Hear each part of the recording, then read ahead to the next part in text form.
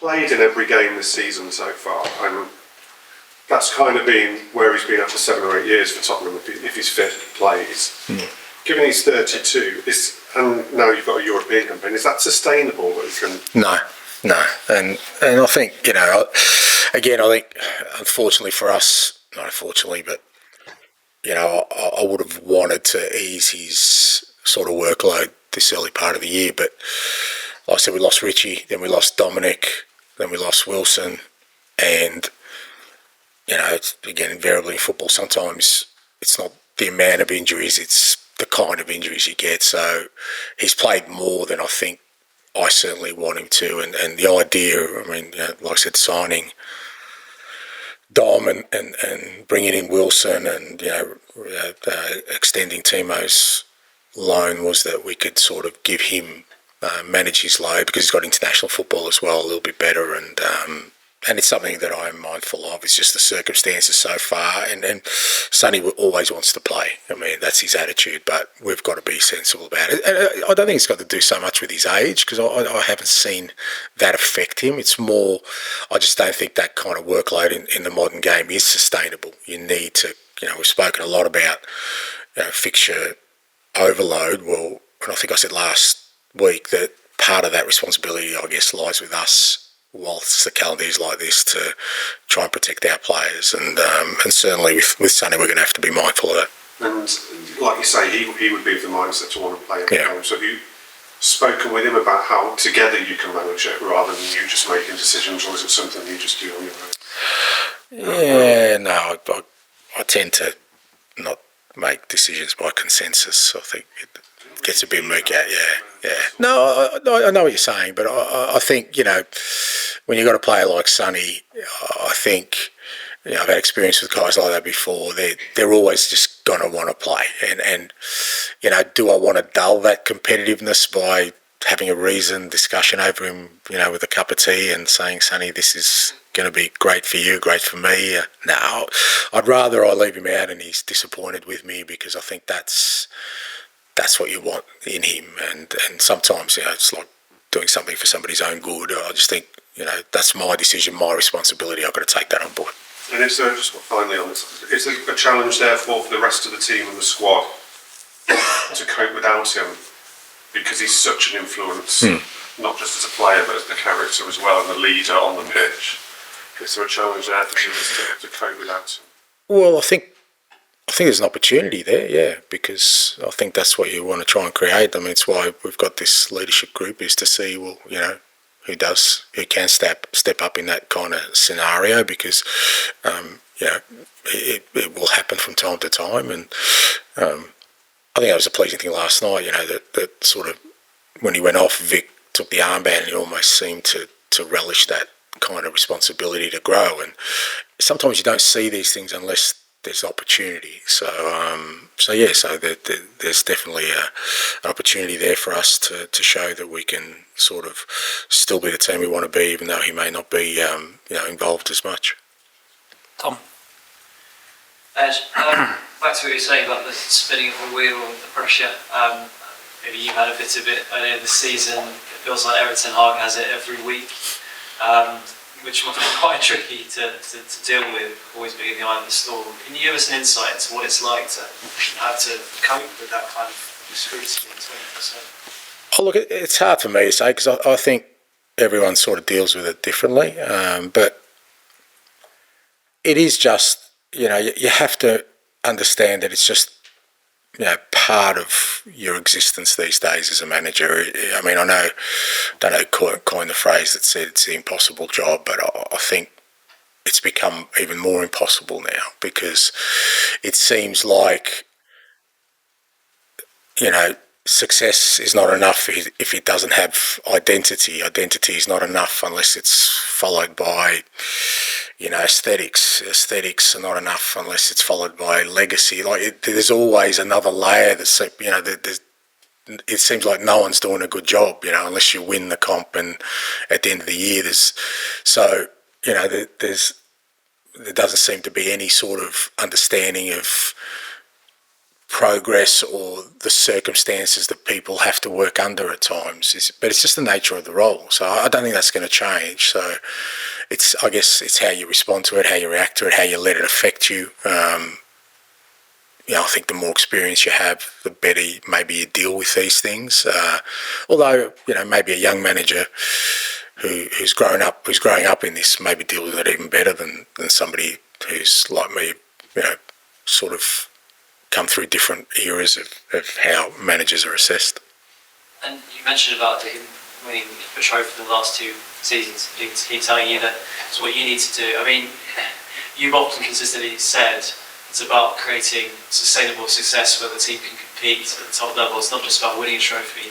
I mean, Man United, in a way, a bit of an example of that, because they have won a trophy the last few years, and yet it's not like they're all ill because it's constantly under pressure anyway. Well, yeah, and I think if Eric hadn't have won anything last year, they'd be saying, "Oh, he's just got to win something, and everything will be all right." But I don't know. It's probably why I rail against it, because it's a trap you can fall into, to thinking, "Oh, well, all I have to do is win something, and everyone's going to love me, and everyone's going to think I'm doing a great job." But like I said, that doesn't exist. I think that's why I keep saying the focus is try and build a group that can have the opportunity for sustainable success. I think you need to do that, because success isn't guaranteed. But if you can create something that gives you the opportunity for it on a year-on-year basis, then I think you got more chance of kind of creating a period where the club can sort of undeniably see itself as a contender. And just finally, Timo, who asked about him earlier, I think he made his debut against Man United last season. He's someone that, I think some of the fans can be a bit dismissive of his talents. I mean, you clearly back him with back to Domenico.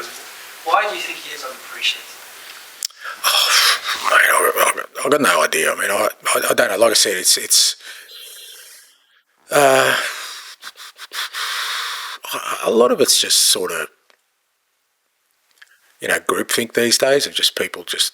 I don't know how many people actually watch. I think a lot of the opinions are just people who hear something and then pile on, and it becomes this. And how many actually watch? What they're giving an opinion on. Really detailed. So, if Timo's career ended tomorrow, he's had a hell of a career. Like, there's some substance there. It's not, so. He's a good footballer. He's a good international footballer. He's had, scored goals at the highest level. So that's why we want him part of our group. Now, okay, at the moment, people say, well, he hasn't really made an impact this year, but he hasn't played a lot either. So let's assess him, after he's had a decent run of games. But I don't know, like, why people, like I said, there doesn't seem to be any grey area. It's kind of black and white. You're either great or you're useless. And again, I think if you end up responding to that kind of stuff, as an individual, you'll go nuts, mate. Tom? I am.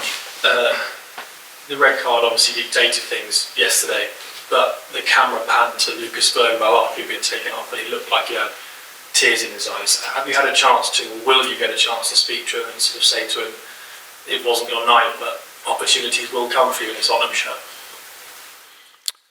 No, but I think he'll know that. As I said before, we entrusted him with starting a really important game for us, so he knows how we feel about him. So it's a tactical decision. He was disappointed. I expect him to be disappointed, but as I keep saying, that's he's going to have plenty of moments like that in his career. It's always about how you respond to those things, how you grow from those things, and. He was training this morning, mate, and he was flying. He was no problem, so he's all good. And I just wonder, ahead of facing Manchester United, with these matches against traditionally the biggest clubs in the country, when you look at what you're doing with your project, are these sorts of matches quite good for you to judge as a barometer of how, what trajectory is looking at? Yeah, for different reasons. I mean, I think every game's a kind of chance to measure your progress. But I think when you play against a team like United at Old Trafford it's a good measure of sort of, because like I said, it's a unique experience of playing at such a venue with pretty vocal home support. So I think gives you an opportunity to see how the group's progressing under those kind of circumstances and against a good opponent. So, but like I said, I think that the barometer's always there every game. I think last night we learned a bit about ourselves as well, and we learn a bit about ourselves on the weekend. So I think every game gives you that opportunity. Finish for Matt, please. And one more on Sonny, if I may. You Do you feel like asking him to stop playing for South Korea? Oh, mate, no chance. No, because I think, again, I understand how important it is for him. I mean, we can look at these things in sort of just the cold, harsh light of, his club football will benefit if he doesn't play for his country, but one day he won't be able to play for his country, and the last thing I'd want is for him to have regrets that he missed out an opportunity to play as much as he could and represent it. So, but I think all these decisions are better off being left to the player themselves, because they know themselves, how they're feeling about their career. It doesn't matter how long you play for. The lifespan of a professional footballer is still fairly short in terms of how long you live your life. So that time you have, you want to try and get as fulfilled as you possibly can. You're trying to create as much of a basket of memories as you can, because one day you won't have that opportunity. So I would never be the one to say to him, look, for selfish reasons, for us as a club, it'd be great if you didn't play for your country. I just wouldn't do it. Can I ask about Old Trafford as well? Yeah. Would you still feel like going to Old Trafford if the stadium was 500 yards to the left? And not called Old Trafford? I don't know. Good question. I mean, I guess we went through it. And it's probably, I'm probably not the right person to ask. It's probably the question for sort of Tottenham supporters or Tottenham people to say, well, does the new stadium feel the same as the older? It's hard to say. I think the way football's going, there's an inevitability about it in terms of clubs, building new stadiums, just purely on, economics more than anything else. And you'd like to hope that within that context that it still maintains some of the magic that exists within, the old sort of stadium, the old arena. But no, hard for me to say, mate. Don't know. I know you're busy on match day, a bit more important matters, but do you go to these places, sort of look around and think, to breathe in the history? Yeah, definitely, mate. I keep saying I'm still a fan. I still love the game. So, I mean, anyone who's seen me will know that every time we go to an away venue, the first thing I do is walk out on the pitch before everyone's in the stadium, irrespective of what stadium it is. But obviously, certain ones have more significance. And I just for that moment, just do it, breathe it in, and say, well, one day I can sit back in my lounge chair and kind of think, I had to walk around, that stadium and hopefully have a good memory because we won. That's the main thing. But I still, I love the sense of history and tradition because it's what gave me my love of the game. Which do you like best, Ange? Which one? Which do you like best? Which lived up to you?